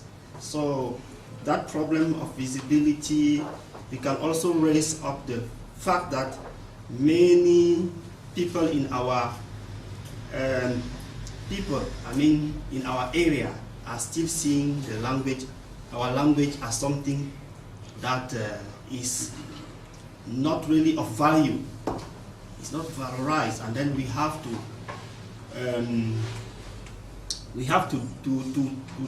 tell people that it is good time, it is high time for them to give interest to our languages, because if people are not there to read what we are writing, therefore we will not find that interest writing and going ahead. So there are many problems. I will not have enough time to address them here, but what I say is that it's something really exciting. The institutions that are in charge of promoting writers should take into consideration the fact that we need to have more to put our mother languages in competition as well as other languages of the world. Thank you. Please go ahead, Amber. Ok, bonsoir à tout le monde. Et moi c'est Amel Tupo, je suis, comme Patrice l'a dit, la fondatrice de la maison d'édition Adinkra qui fait les livres africains pour les enfants. Adinkra. Donc, mon expérience avec l'édition des livres en langue maternelle s'est faite avec le cours Mendumba, en langue Mendumba Bagante. Et il s'agit effectivement des livres numériques interactifs pour les enfants, des livres illustrés. Ce n'est pas des livres d'apprentissage forcément, mais des livres illustrés, la littérature, véritablement, pas que pour les enfants d'ailleurs, mais la littérature illustrée pour des personnes qui sont à un certain niveau d'apprentissage de la langue relativement au début d'apprentissage, pas un langage soutenu, etc. Donc, que ce soit les enfants ou les adultes. Si on pose le postulat selon lequel l'écriture n'est qu'un outil, l'écriture est un outil de transmission, que ce soit de savoir, de divertissement, d'information ou d'émotion. Si cette écriture-là, qui est censée être un outil de transmission, est hermétique, ça veut dire que lui, il ne joue pas son rôle. Et donc en tant qu'éditrice, nous avons choisi avec le cours Mendumba d'écrire des livres en alphabet latin. Pourquoi? Premièrement, pour faire tomber la barrière psychologique que j'ai vue avec mes cibles concernant la GLC. Parce que de prime abord, quand on approche en tant que profane, on est directement, on tombe face à quelque chose qu'on ne connaît pas, qu'on ne comprend pas, et on est buté, et on ne veut même pas essayer de découvrir ce que c'est. Donc c'est un paramètre avec lequel il faut peser. Deuxièmement, en travaillant avec l'alphabet latin, on s'est rendu compte que ça réduisait considérablement le temps d'édition. On a dit tous les problèmes qu'on a avec les claviers, etc. Le temps temps de travail autour de l'œuvre est considérablement réduit. Et on sait que pour cette forme d'édition-là qui n'a pas encore un grand marché, le temps de travail, le temps d'édition, c'est aussi un gain financier, parce qu'on n'est pas subventionné ou parfois très peu. Et donc, du coup, quand on travaille avec cette forme d'écriture qui est mutique, ça prend beaucoup de temps. Et dès le départ, on est perdant. Parce qu'il ne faut pas oublier que l'édition, c'est une industrie culturelle. Parce qu'en plus de transmettre la culture, les savoirs et tout, il y a un gain financier derrière pour que l'activité puisse continuer à survivre.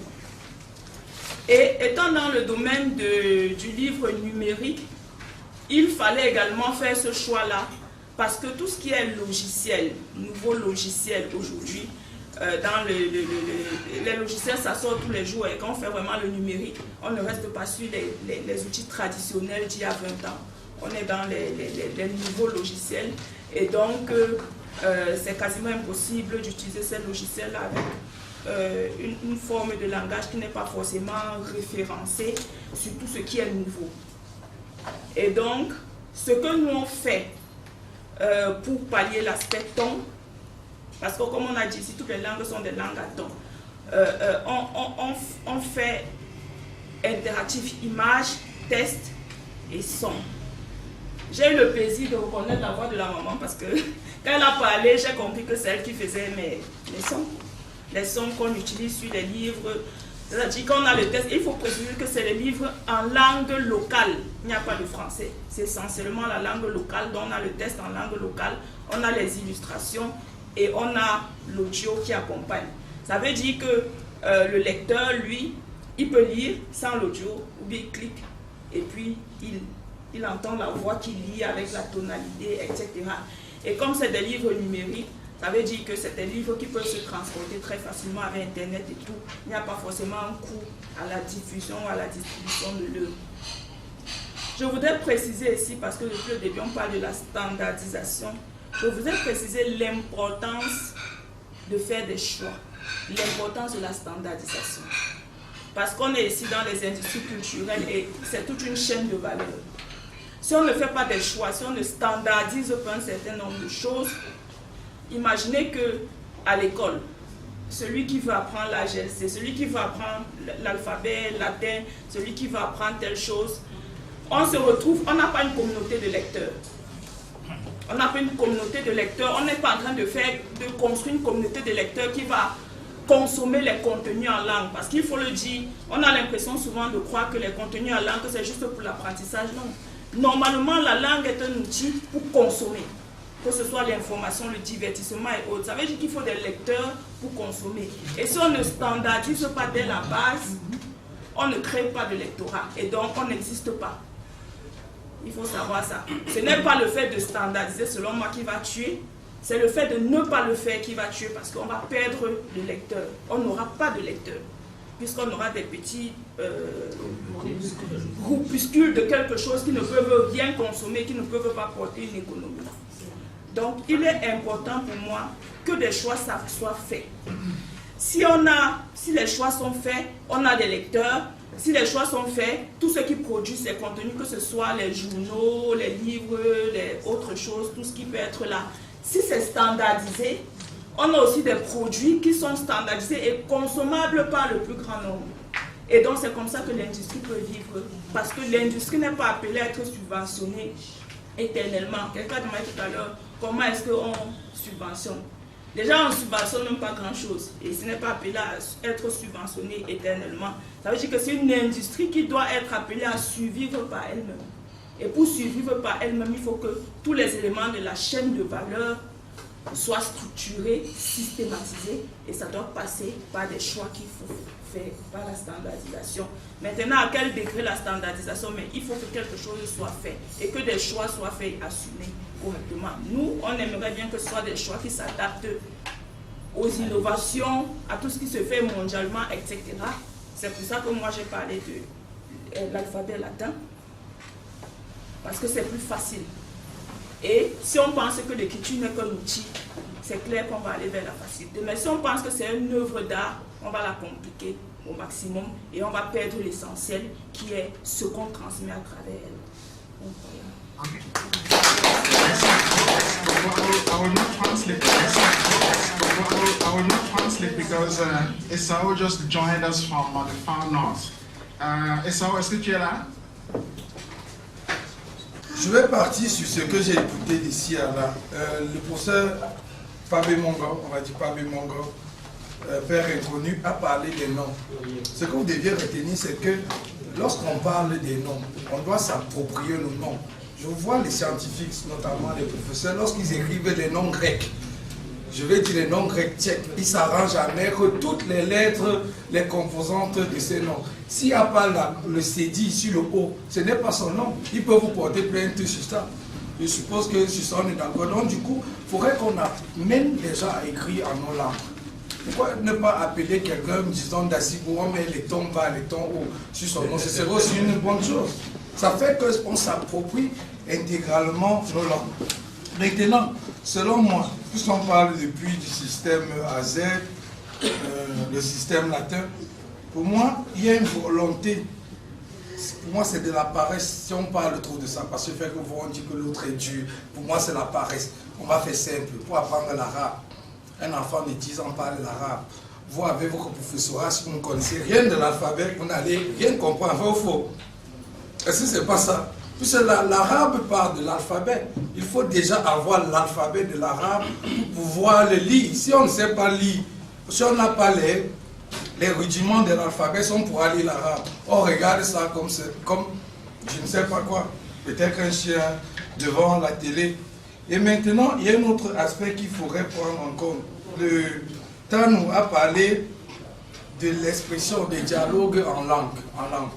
Qu'ils ne voient pas comment on s'écrit en langue. Mais on peut aussi adopter le code de switching, non? On peut adopter le code de switching. Quand je te dis, mais gars, tu me réponds. Peut-être, là, ça permet que moi, je m'approprie ta langue. Et toi, tu t'appropries également la mienne. C'est ce que moi, je fais avec certains de mes collègues, certains de mes frères et amis. Il y a également le marché. Il a parlé du marché avec l'ouvrage de Mongo Betty. Malheureusement, pour traduire l'ouvrage de Mongo Betty, je crois que l'idéal est d'abord de le faire en la langue de Mongo Betty. Je crois que c'est Léon, non? Oui, il le faut. Maintenant, est-ce qu'il y a un marché pour ça? Parce que dans tout ce qu'on parle là, le problème c'est le marché du livre en langue locale. Déjà que ceux qui font même dans la littérature générale, je suppose que le chef ne me concrétisera pas, ne s'en sort pas vraiment. La littérature générale est d'abord difficile. Imaginez à plus forte raison que vous fassiez les langues locales. Donc c'est un peu compliqué. Ça c'est de mon expérience que je parle. Maintenant, j'ai entendu parler de la saisie de l'AGLC. Moi particulièrement, je saisis en AGLC tout. Je saisis en AGLC. Il y a des polices adaptées pour l'AGLC. Notamment Caris, tout ce qui vient ici, le Cameroun. Il y a plein de polices qui sont adaptées. Donc je ne sais pas pourquoi ça fait souvent des problèmes à ce niveau. Bien, le Foufoudé, c'est vrai que c'est une langue qui n'a pas... qui a les tons. Parce que je sais qu'il n'y a pas de ton en Foufoudé. Je ne sais pas si j'ai mal compris. Non, le Foufoudé n'a pas de ton. Il n'y a pas de ton en Foufoudé. Dans la graphie du Foufoudé, il n'y a pas de ton. Dans la graphie. Peut-être que le parler, mais il y a une différence, non? Il y a une différence. Parce que derrière ce travail, moi-même, je ne suis peut-être pas linguiste, mais je me suis inscrit à l'école pour mieux apprendre ce travail. Attendons un peu voir. Ici, n'est-ce pas, on a essayé d'avoir des gens qui sont vraiment dans la matière. Rufaro il fait depuis 30 ans de travail sur le Foufoudé. Donc, il va répondre par rapport au Foufoudé. Ok. Il faut que ça marche ton propos. Bien, je vais continuer en disant que on parle depuis aussi des langues, des livres, des ouvrages en langue. On se rappelle que depuis peut-être 15 ans, il n'y a pas de livre au programme de langue et culture nationale. Celui qui était là, celui de Malgré, on a enlevé. On a enlevé le seul livre qui est au programme parce que chaque année, dans la liste des manuels scolaires, on dit qu'on va travailler sur les livres en langue. Mais moi, avec le concours de certains auteurs qui sont également des enseignants, nous avons travaillé sur des livres d'exercices. des livrets d'exercices qui permettent d'aider quand même les élèves à mieux travailler, à mieux s'outiller, parce que la matière en question, c'est 45 minutes dans chaque salle de classe. Donc, convenablement que c'est compliqué de faire un cours et en 45 minutes et de ne pas avoir les exercices. Bientôt, j'ai fini. Bien. Par ailleurs, toujours pour essayer de consolider ce problème de langue, on a créé un jeu de société qui s'appelle Carlotte. Le jeu en lui-même regroupe 22 langues nationales. Donc c'est un jeu de cartes, on joue les cartes, on apprend à prononcer les mots tant bien que mal. Mais toujours est-il qu'on veut s'approprier les langues des autres. Parce que quand je vous disais ici, mais il y a pas ça, donc c'est parce que ça me fait plaisir de parler les langues des autres. Et lorsqu'on veut absolument mettre le système latin ou laser, ça suppose qu'on doit aussi demander aux Russes de changer leur alphabet. Parce que tant que je n'apprends pas le russe, je ne peux pas savoir comment on écrit Thomas Vundasi. Attendez, je voudrais quand même vraiment insister là-dessus. Ici, nous avons un département de russe ici. Si nous voulons travailler avec le russe, nous ferons venir des Russes. Non, ici on est dans un contexte bien particulier qui n'est pas le vôtre. Vous nous avez fait appel pour un contexte bien particulier. Je prends des exemples. Puisque le russe, il a son alphabet, je ne peux pas lire A. Je ne sais pas à quoi ressemble A, je vois juste des choses devant moi. Mais à partir du moment où je décide d'aller en Russie, je vais au centre culturel russe, je vais connaître tout cela. Donc vous deviez comprendre que la GLC, le secret, c'est de l'apprentissage. Parce que nos enfants qu'on accouche, ils auront beau dire papa, maman, mais tant qu'ils ne savent pas dire B, A, ba, ils ne pourront pas déchiffrer, dire que voici maman, voici papa. Sinon il va parler tout son temps. Il va passer son temps à parler. La preuve, il y a des personnes qui ont 20 ans mais qui ne savent pas écrire. Il sait bien parler, mais il ne sait pas écrire. Vous allez accuser la GLC. Donc, moi, mon propos, c'est qu'on doit essayer de trouver plutôt un moyen de concilier les deux. Parce que les deux peuvent également cohabiter. Je n'ai pas seulement fait des livres en AGLC, j'ai également fait des livres en avec l'alphabet latin, surtout les livres ambassades, que je trouve d'ailleurs très intéressants. Mais, je vous remercie.